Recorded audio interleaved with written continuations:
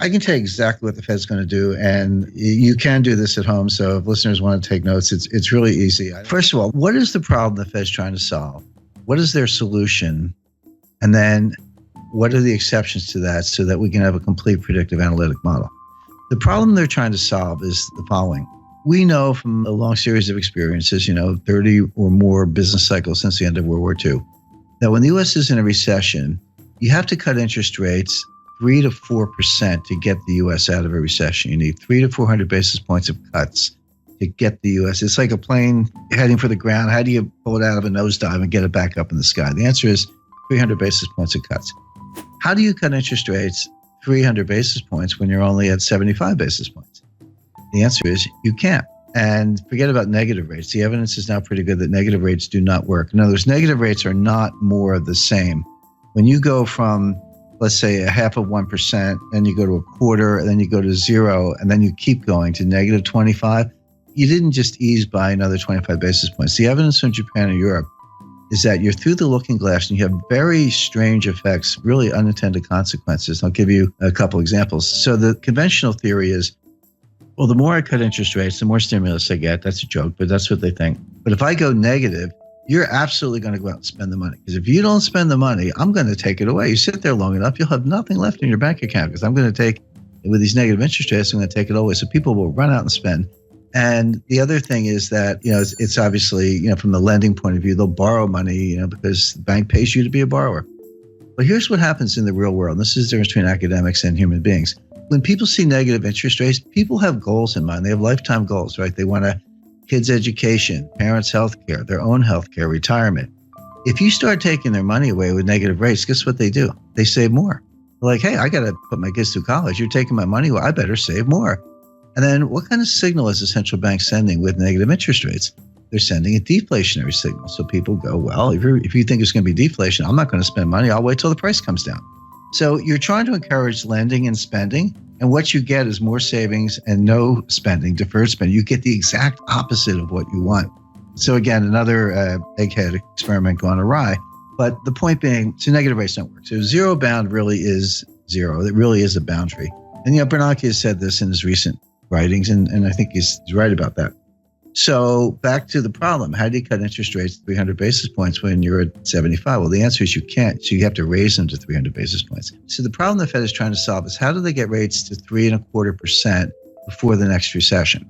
Now, I'm not saying the Fed sees a recession, and that's easy because the Fed never sees a recession. In 102 years, the Fed has never seen a recession, never forecast a recession, but they know their economic history. We are 8 years into an expansion. It feels punk. I mean, the growth is anemic, but labor force participation is low, productivity is dropping. There are a lot of bad things going on, but in fact, we are in the 8th year, actually coming up on, soon be entering the 9th year of an expansion, which began in June 2009.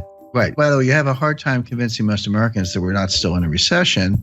Depressions are different than recessions. The technical definition of a recession is 2 consecutive quarters of declining GDP with rising unemployment, a couple other bells and whistles, little subjective factors, but that's basically it.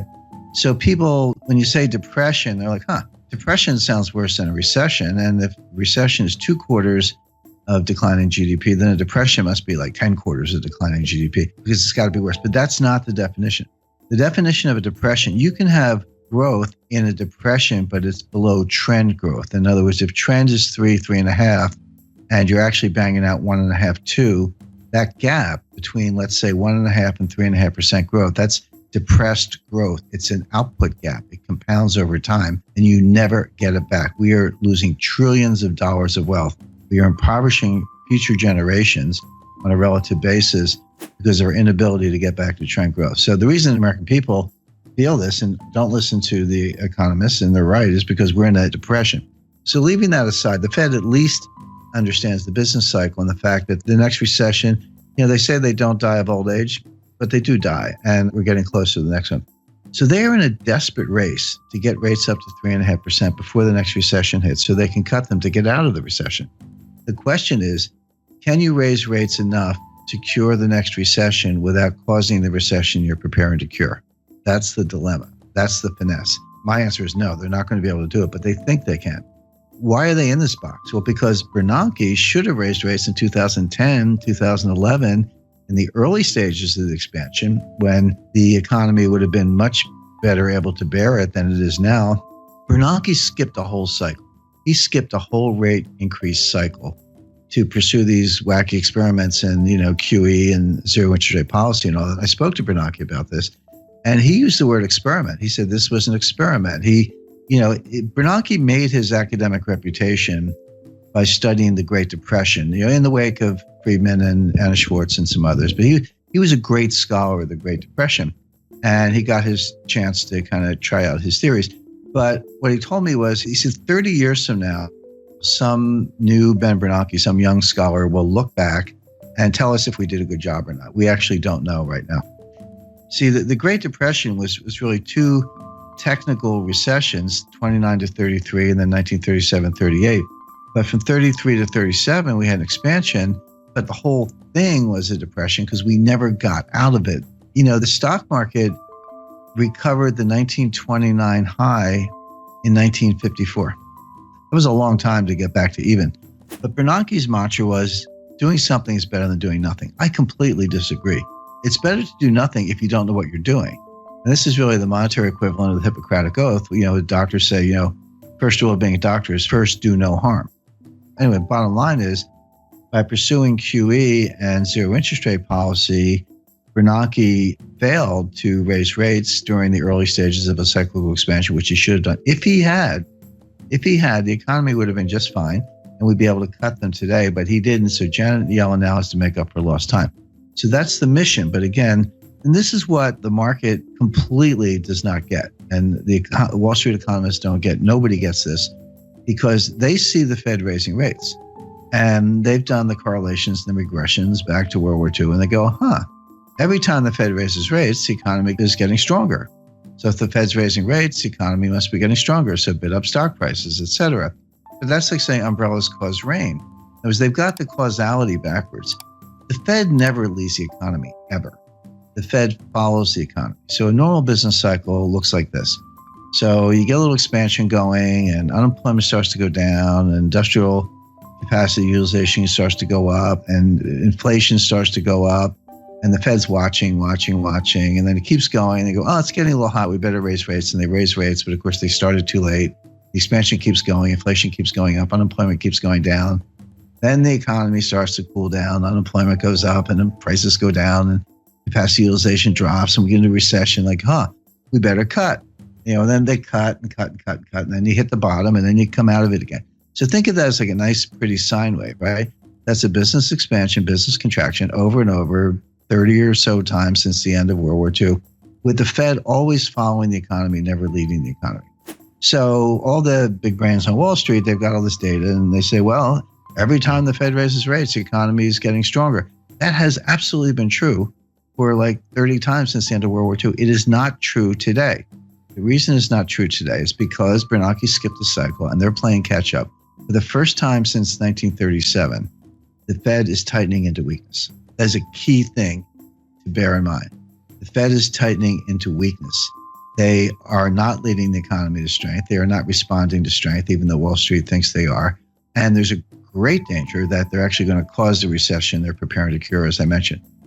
The Fed will raise rates 25 basis points 4 times a year from now until the middle of 2019, until they get them to 3.25%. So like clockwork, every March, June, September, December, for 2017, 2018, into 2019, look for a Fed rate hike until they get to 3.25%, at which point they'll be able to say, all right, now we're at 3.25. If we have a recession tomorrow, we can cut them back down to 0 again and get out of it. That'll be mission accomplished. Now, this is why I was sitting there in December like, yep, they're going to raise them in March. And right now, I'll tell your listeners they're going to raise them in June. There's your Fed response function. There's your baseline scenario. What are the exceptions to Fed rate hike? Under what conditions will they not raise rates? Because everything I just described to you, they've had in mind since March 2015 when Yellen took patience out of the statement. That was the end of forward guidance. And by the way, if you go back to 2015, I said they're not going to raise rates all year, and they weren't going to do the liftoff that people were looking for in March, June, September. And they didn't lift off in September because of the Chinese rate exchange devaluation. The stock market fell out of bed August 2015. Finally, they raised them in December 2015. And Wall Street was ready for March. I said, no. In June, no. September, no. It wasn't until December 2016 that they raised them the second time. So obviously, there are conditions under which they don't raise rates, notwithstanding the baseline scenario. So what are those conditions? There are three. Well, four, actually. So if you see job creation below 75,000, that will cause them to pause. By the way, pause is the key word. If you go home through the speeches, you'll see the word pause in Dudley's recent remarks. Pause is the Fed's jargon for we're not going to raise rates. We got the Jim scenario, which I took from the Fed, it's their scenario, or a technical recession. So, we're going to know Friday what the first quarter GDP is. It's pretty close to negative, but I'm not saying we're in a recession now. We might be. But if you see a recession, they'll pause. You see job creation below 75,000, they'll pause. By the way, that's a very low bar. If you see a jobs report, see, this is the other thing that confuses Wall Street. You see a jobs report with 100,000 jobs. So Wall Street goes, oh, that report's really weak. The Fed's going to think twice. No, 75,000 is the number. Yellen told us that. It was in one of her speeches. You just have to be a geek like me and read all the speeches. So the third factor would be disinflation. So the Fed has this 2% inflation target. They've missed it for 6 years. They're finally getting close to hitting it. By the way, I think the listeners know they use the PCE core deflator year over year. There's PPI and CPI and core, a bunch of inflation indices, but we know what they use. PCE core deflator year over year. That actually has been getting close to 2%. But if you see it turn around, if you see that gap down to like 1.5, 1.4, 1.3, then they will pause. The last condition for the pause is a disorderly decline in stock markets more than 5%. If you see a 6, 7, 8% decline, so if the S&P went down 100 points, Fed doesn't care. Dow Jones goes down 1,000 points, Fed doesn't care. But beyond that, if you see the S&P start to go down 150 or the Dow start to go down 1,500 points in a disorderly way, it looks a little scary. It looks like there's no bottom. It looks like if you see that, they'll pause. So the Fed is going to raise like clockwork 4 times a year for the next 2.5 years, unless you see job creation below 75,000, disinflation, a technical recession. If you don't see one of those things, they're going to raise rates. And so right now, I don't see any of them. I mean, they could all happen, but it looks like, growth is going to be positive. Job creation's been decent, over 100,000. Disinflation is probably coming, but not quite here yet. And they'll want to see a couple months in a row. And the stock market's not crashing. So none of the pause conditions are in place. Therefore, they will raise rates. Simple.